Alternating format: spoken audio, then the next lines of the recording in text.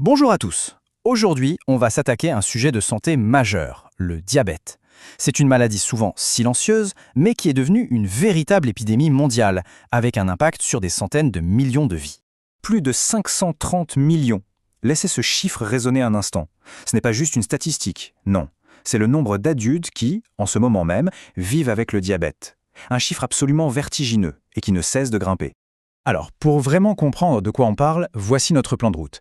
On va d'abord prendre la mesure de cette épidémie, ensuite on plongera dans la mécanique biologique du diabète, on verra les différents types, comment on les diagnostique, et surtout on regardera vers l'avenir, vers les traitements de demain. Allez, c'est parti, première section pour saisir la véritable ampleur de ce phénomène mondial. Et là, on a peut-être le chiffre le plus inquiétant de tous. Regardez bien, la moitié. Près d'une personne sur deux atteinte de diabète l'ignore complètement. C'est pour ça qu'on parle d'épidémie silencieuse. La sensibilisation et le dépistage sont donc absolument cruciaux. Et attention parce que le problème ne fait que s'amplifier. Les projections sont formelles, d'ici 2030, on pourrait dépasser les 640 millions de personnes touchées. C'est une croissance explosive qui met une pression énorme sur les systèmes de santé, en particulier dans les pays à revenus faibles ou intermédiaires. D'accord, on a vu l'ampleur du problème. Mais concrètement, qu'est-ce qui se passe à l'intérieur du corps? C'est ce qu'on va voir maintenant. Pour faire simple, au cœur du diabète, il y a un dysfonctionnement. Tout tourne autour de l'insuline, une hormone qui joue le rôle de chef d'orchestre pour gérer le sucre, notre carburant principal. Et quand cette gestion se met à échouer, c'est tout le système qui se dérègle. Quand tout fonctionne normalement, c'est une mécanique d'une simplicité magnifique. On mange, la nourriture devient du sucre ou glucose dans le sang, le pancréas libère alors de l'insuline.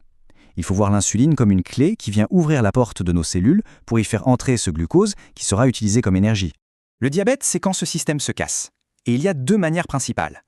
Dans le diabète de type 1, c'est radical. Le corps détruit les cellules qui fabriquent l'insuline. En gros, il n'y a plus de clé du tout. Dans le type 2, le plus fréquent, c'est plus subtil. Les clés sont là, mais les serrures des cellules sont devenues rouillées, résistantes. Elles ne s'ouvrent plus correctement. Ok, maintenant qu'on a compris le mécanisme, on va pouvoir explorer les différents types de diabète et surtout les symptômes qui doivent nous alerter. On a tendance à parler du diabète, comme s'il n'y en avait qu'un. Mais il en existe plusieurs formes. Cela dit, il faut bien avoir en tête que le diabète de type 2 représente l'écrasante majorité des cas dans le monde. Plus de 90%. C'est vraiment là que se situe le cœur du problème. Quand le sucre s'accumule dans le sang, le corps ne reste pas silencieux, il tire la sonnette d'alarme.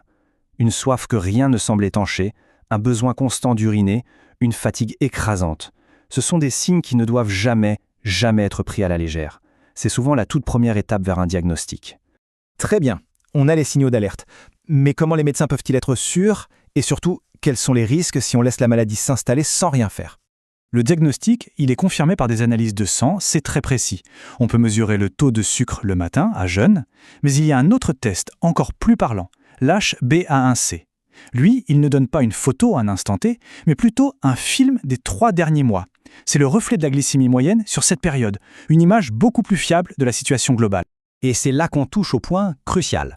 Un taux de sucre qui reste élevé en permanence, ce n'est pas juste un chiffre sur une analyse. Ça agit comme un poison lent qui s'attaque année après année aux fondations même de notre corps, les vaisseaux sanguins et les nerfs. Il peut, par exemple, endommager les minuscules vaisseaux qui irriguent les yeux, ce qui peut mener, à terme, à une perte de vision. Il peut aussi s'attaquer aux reins, ces filtres si importants, jusqu'à provoquer une insuffisance rénale qui nécessitera une dialyse ou une greffe. Et puis, il y a le risque majeur. Le diabète multiplie par 2, 3, voire 4 le risque de faire une crise cardiaque ou un AVC. C'est d'ailleurs la cause principale de décès chez les personnes diabétiques. C'est une menace pour tout l'organisme.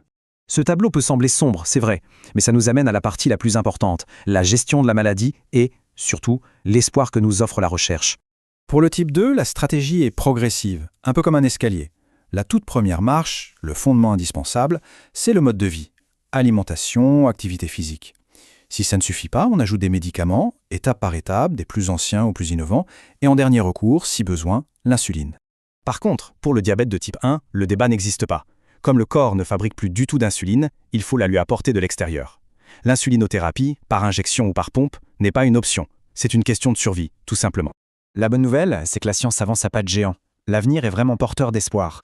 On parle de pancréas artificiel qui gère la glycémie en continu, de thérapie par cellules souches pour régénérer le pancréas, d'immunothérapie. On n'est plus seulement dans la gestion, on commence à entrevoir des pistes de guérison. Et tous ces progrès nous amènent à une dernière question, une question fascinante et pleine d'espoir. est-ce que cette médecine de précision, qui sera bientôt capable de créer un traitement sur mesure pour chaque personne, sera l'arme ultime qui nous permettra de mettre un point final au diabète tel qu'on le connaît aujourd'hui? C'est tout l'enjeu des années à venir.